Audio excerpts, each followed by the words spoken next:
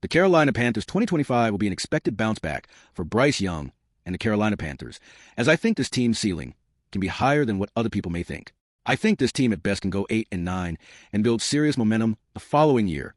I think 8-9 is a fair ceiling for this team as they were rated last in opponent rushing yards allowed, points per game, and opponent third down conversion rate. They were active in the offseason signing new players to play at positions where the Panthers were really weak at, such as defense tackle, linebacker, and safety.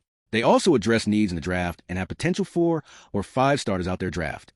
I do believe it'll take DC Ajiro Evero some time to get this defense where it needs to be because of the level of talent being brought into the club and seeing where he wants guys to play and what schemes work best with players brought in the offseason or draft. Moving on to the offense, as the offense was a little bit better quarterback, Bryce Young didn't play all of last season, missing a few games last year due to injury and being benched after the first 2 games last season, where Bryce Young just threw over 200 yards total in both those games. It's hard for a young quarterback being benched as your confidence goes down.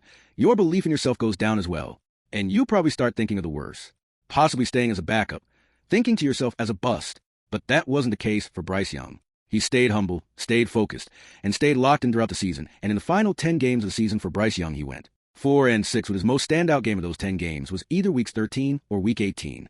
I think it was inching toward the end of the season on December 1st, week 13 against the Bucks, where Bryce Young went 26 for 46 on passing attempts for 298 passing yards, 1 passing touchdown, and was only sacked once in that game. The Panthers later lost in this game in overtime, but it was still a big performance out of Bryce Young that the Panthers can build on. The Week 18 game against Atlanta that also went to overtime, Bryce Young went for 25 for 34 with 251 passing yards and 3 touchdowns, no sacks taken. If you want to say that was Bryce Young's best game last season, that's fine. I just think the Week 13 game where it's kind of closer toward the end of the season. But there's still enough games in the season where teams start their postseason run to secure their spot come playoffs. The top receiving leaders in Week 13 loss was Adam Thielen with 8 catches for just under 100 yards, Tommy Tremble 5 for 77, and Xavier Legette 4 for 53.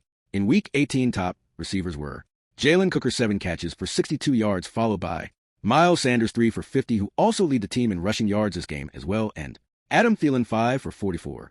The good thing for Bryce Young is that he didn't lose much offense playmakers like wide receivers, running backs, or tight ends. So he didn't lose too many guys that are good and grow in rapport with. So this upcoming season, that's why I think it's a fair assumption he'll be able to grow and develop with returning guys, and having a first-round pick playing at wide receiver this offense should be able to push the ball down the field and get in the end zone many times in the new season.